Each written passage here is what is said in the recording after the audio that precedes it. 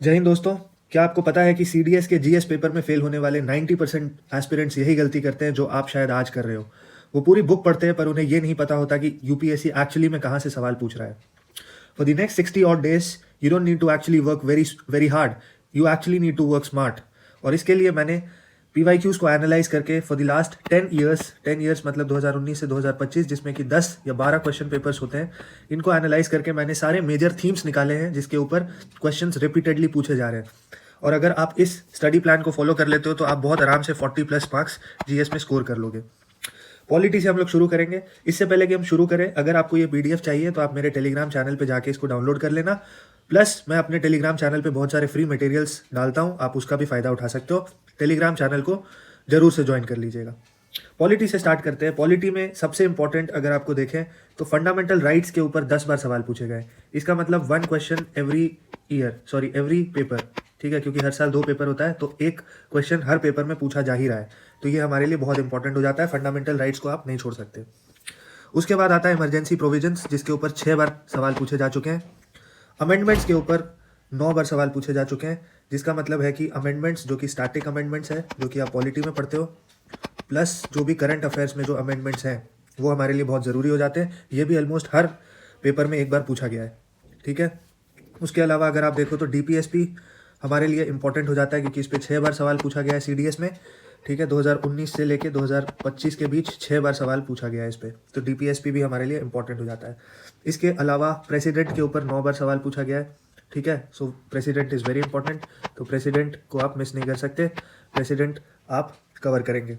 इसके अलावा parliamentary procedure, ये तो बहुत ही ज़्यादा इंपॉर्टेंट सेक्शन है, ठीक है। और इसको अगर आप कवर कर लेते हो तो 11 बार पूछा गया। ऑलमोस्ट मेरे हिसाब से 2 क्वेश्चन हर बार पूछा जाता है सिर्फ और सिर्फ पार्लियामेंट वाले चैप्टर से, जो कि आप अगर आप कवर करना चाहो तो आप इसको लक्ष्मीकांत वाली बुक से आप कवर कर सकते हो। 40 पेज का चैप्टर है, बट ये आपको 2 क्वेश्चन सही करा के देगा फॉर श्योर। उसके अलावा कॉन्स्टिट्यूशनल बॉडीज़ पे सवाल रिसेंटली आना बहुत बढ़ गया है, तो इस पे 7 बार सवाल पूछा जा चुका है कॉन्स्टिट्यूशनल बॉडीज़ के ऊपर, ठीक है। जिस पे फाइनेंस कमीशन आप ज़रूर कर लेना। इसके अलावा आप कैग और अटर्नी जनरल, क्योंकि इस पे इन तीनों पे मोस्टली क्वेश्चंस पूछते हैं, और इस बार इलेक्शन कमीशन पे भी सवाल पूछने का चांसेस बहुत हाई है, ठीक है। तो इस पे भी 7 टाइम्स क्वेश्चन पूछा जा चुका है। इसके अलावा जो पंचायती राज सिस्टम है उस पर 9 बार सवाल पूछा जा चुका है, तो पंचायती राज सिस्टम को भी आपको कॉम्प्रिहेंसिवली कवर करना ज़रूरी है। स्पेशल प्रोविजंस जो कि 371A, 371D, 371G वगैरह है, इस पे 4 बार सवाल पूछे जा चुके हैं। Judiciary is again very important, 8 times इस पे सवाल आया है, जिसमें आपका रिट्स भी इंक्लूडेड है, ठीक है। आर्टिकल 32 वगैरह इसमें इंक्लूडेड है, तो इसको इंक्लूड करके 8 बार सवाल पूछा जा चुका है, विच इज़ अगेन 1 क्वेश्चन पर पेपर, ठीक है। तो ये बहुत इंपॉर्टेंट हो जाता है। इसके अलावा ये सारे सेक्शंस थोड़े कम इंपॉर्टेंट हैं, बट अगर आपको देखना है आप देख सकते हो, ठीक है। इलेक्शन कमीशन इस बार इंपॉर्टेंट रहेगा, तो ये आपको देखना ही देखना है। ये हमने ऑलरेडी डिस्कस कर लिया है। स्पेशल स्टेटस, इस पर 5 बार सवाल आ चुका है। इसके अलावा सेंटर स्टेट रिलेशनशिप पे 4 बार सवाल आया है, ठीक है। तो अगर मेरे को पॉलिटी इन नटशेल बोलना पड़े तो आप fundamental rights, fundamental duties, DPSP, उसके बाद काउंसिल ऑफ मिनिस्टर्स, उसके बाद आप इसमें कर लेना प्रेसिडेंट, उसके बाद आप पार्लियामेंट ज़रूर करना, ठीक है। इसके अलावा अगर आपको करना है तो आप पंचायती राज सिस्टम कर लेना, ठीक है। और कॉन्स्टिट्यूशनल बॉडी ज़रूर से ज़रूर करना। अगर आप सिर्फ ये 1, 2, 3, 4, 5, 6, 7, 8 सिर्फ ये 8 थीम्स पे भी आप अगर फोकस करोगे तो आप 80% क्वेश्चंस पॉलिटी के कर लोगे बहुत आराम से, ये मेरी गारंटी है, ठीक है। आप 80% सिर्फ ये 8 थीम से कर सकते हो बहुत आराम से, ठीक है। तो इन 8 थीम्स को अपने ध्यान में रखना है और इसको कॉम्प्रिहेंसिवली कवर करना है, बाकी को आप शॉर्ट में देख सकते हो। फिर अगर हम बात करते हैं ज्योग्राफी की, ज्योग्राफी में फिजिकल ज्योग्राफी से क्लाइमेटोलॉजी सबसे इंपॉर्टेंट है। इस पर 15 टाइम्स क्वेश्चन पूछा जा चुका है, मतलब ऑलमोस्ट 2 क्वेश्चन पर पेपर, ठीक है। तो क्लाइमेटोलॉजी करना बहुत ज़रूरी है, जिसमें कि कोपेन क्लासिफिकेशन आता है, उसके अलावा क्लाउड्स आ जाता है, उसके अलावा आपका मतलब मैं पर्टिकुलरली नहीं बोलना चाहूँगा, मैं बोलूँगा कि आप पूरे क्लाइमेटोलॉजी को अच्छे से कवर करें, ठीक है। डोलड्रम्स क्या होता है, ट्रेड विंड्स क्या होता है, वगैरह वगैरह, आप इसको कॉम्प्रिहेंसिवली कवर करें, क्योंकि इसमें हर साल 2 सवाल एटलीस्ट पूछे जाते हैं। फिर जियोमॉर्फोलॉजी 13 टाइम्स क्वेश्चन पूछा गया है, इसका मतलब 1 क्वेश्चन पर पेपर इस सेक्शन से भी आप एक्सपेक्ट कर सकते हो। ठीक है। ओशियनोग्राफी एक छोटा चैप्टर है और बहुत इंपॉर्टेंट चैप्टर है। इससे 10 बारी सवाल पूछा गया है, 10 पेपर में 10 बारी, इसका मतलब एक क्वेश्चन पर पेपर, और ये बहुत ही आसान तरीके से आप इसको कवर कर सकते हो। ठीक है, इसमें आपको कुछ फैक्ट्स ध्यान रखने हैं, कोल्ड वेव्स, कोल्ड करंट और वार्म करंट कौन कौन से होते हैं उनके नाम याद रखने हैं, और थोड़ा बहुत कॉन्सेप्चुअल पार्ट आपको देखना है। बाकी आपका चैप्टर बहुत आराम से कवर हो जाता है। ठीक है, इसके अलावा अगर आप बोलोगे तो मैं इन पे वीडियोस भी बना सकता हूँ, ओशियनोग्राफी पे, जियोमॉर्फोलॉजी पे और क्लाइमेटोलॉजी पे, अगर मेरे को अच्छा रिस्पॉन्स आता है, या अगर आप चाहते हो तो आप कमेंट कर देना नीचे। इंडियन ज्योग्राफी, ड्रेनेज सिस्टम बहुत इंपॉर्टेंट हो जाता है। फिजियोग्राफी जिसमें हम लोग हिमालयस वगैरह के बारे में पढ़ते हैं, बहुत इंपॉर्टेंट हो जाता है। तो ड्रेनेज सिस्टम से 14 बार सवाल आए हैं, और फिजियोग्राफी से अगर आप यहाँ पे देखो तो 7 बारी सवाल पूछा गया है। ठीक है, पासेस और हिमालयन माउंटेन्स वगैरह से 7 बारी सवाल पूछा गया है। ड्रेनेज सिस्टम से 14 बारी पूछा गया है। सॉइल एंड एग्रीकल्चर से 12 टाइम्स पूछा गया है सवाल। ठीक है, इसके अलावा मैपिंग से 11 टाइम्स, मतलब मैपिंग का एक क्वेश्चन तो हर बार आ ही रहा है। तो जो भी करंट में न्यूज़ में है उनके आपको मैपिंग्स अच्छे से करने हैं, प्लस जो भी स्टैटिक मैपिंग है, ठीक है, जैसे कि हिमालय माउंटेन्स का मैपिंग हो गया, रिवर्स का मैपिंग हो गया, ये आपको करना ही करना है अच्छे से। ठीक है, उसके बाद कोस्टल प्लेन्स से 4 times, which is not important. Island, Andaman and Nicobar वगैरह से 8 टाइम्स आया है, मतलब ये काफ़ी ऑफ लेट काफ़ी इंपॉर्टेंट टॉपिक हो गया है। तो इसको आपको देखना है कि अंडमान का लोकेशन, निकोबार का लोकेशन, कौन सा हाईएस्ट पीक है, अगर हाईएस्ट पीक है तो वो कौन से आइलैंड पे है, वगैरह वगैरह आपको अच्छे से देखना है। इसमें डिग्रीज, चैनल्स वगैरह भी आपको ध्यान रखना है। उसके अलावा डेजर्ट्स, कहाँ गया, डेजर्ट्स नॉट वेरी इंपॉर्टेंट। ठीक है, हिमालयन रिवर्स, इंडस बेसिन और सतलुज वगैरह वगैरह, ये 6 टाइम्स पूछा गया है, काफ़ी इंपॉर्टेंट टॉपिक है। पेनिनसुलर रिवर्स, ठीक है, पेनिनसुलर रिवर्स से 5 बारी पूछा गया है, दोनों मिला के 11 टाइम्स पूछा गया है। तो रिवर सिस्टम आपके लिए बहुत इंपॉर्टेंट। अगर ज्योग्राफी का नटशेल बोला जाए, जियोमॉर्फोलॉजी,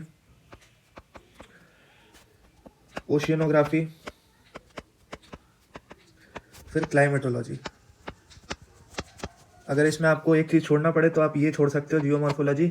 ओशियनोग्राफी बहुत इजी है और क्लाइमेटोलॉजी इंपॉर्टेंट है, तो ये दोनों आप मत छोड़ना। इसके अलावा अगर इंडियन ज्योग्राफी से बात करें तो हिमालयस, मतलब इंडियन फिजियोग्राफी बहुत इंपॉर्टेंट है, plus river system, plus agriculture, plus soil, plus minerals वगैरह, इतना आप कर लेते हो, ज्योग्राफी आपका सॉर्टेड है, और आप ज्योग्राफी में बहुत आराम से 7 आउट ऑफ 10 स्कोर कर लोगे, बहुत आराम से।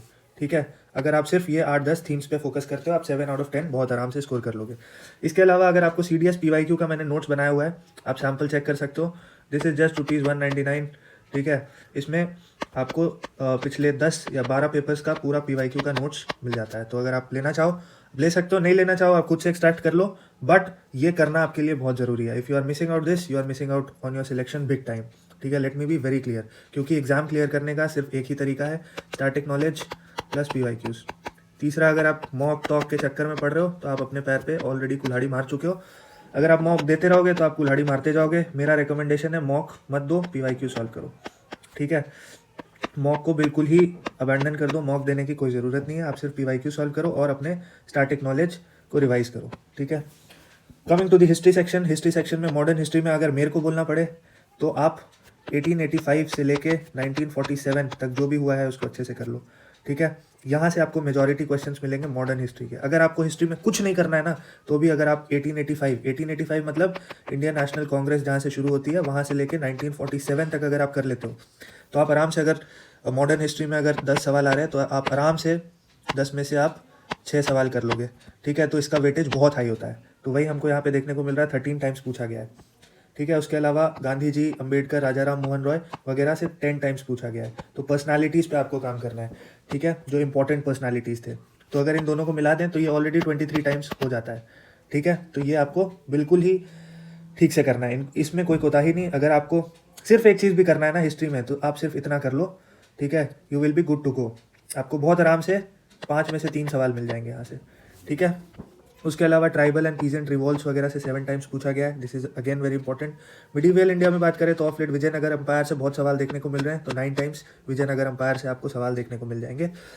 उसके अलावा अगर मिडीवियल इंडिया में देखें तो मुगल सल्तनत और हाँ, मुगल सल्तनत से आपको 10 टाइम्स, मतलब हर बार एक सवाल तो आ ही रहा है एक पेपर से। ठीक है, so this is again very important.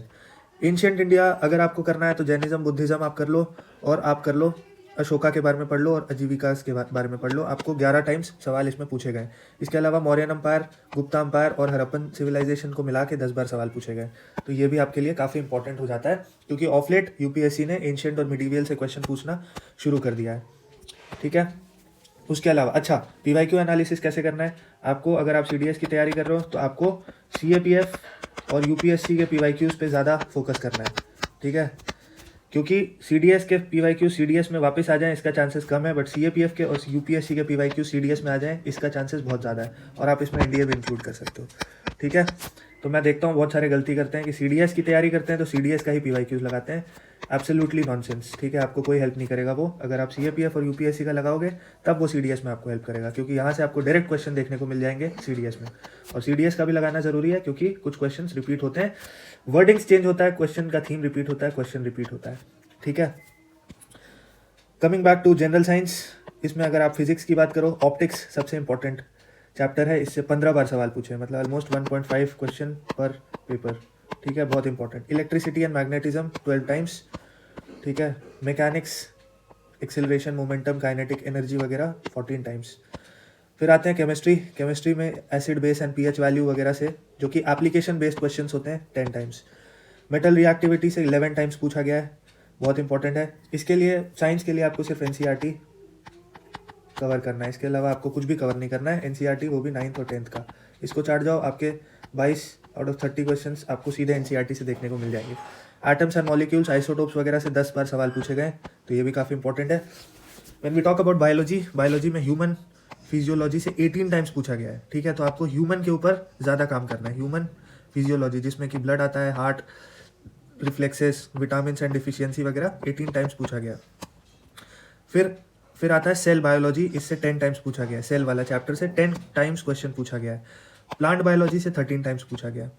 ठीक है, इसके अलावा अगर हम मिसलेनियस में देखते हैं तो इंटरनेशनल ऑर्गेनाइजेशंस जैसे UNESCO, UNICEF, SCO, OIC, FATF से 8 टाइम्स पूछा गया। इसका मतलब हर पेपर में एक क्वेश्चन तो पूछा गया है।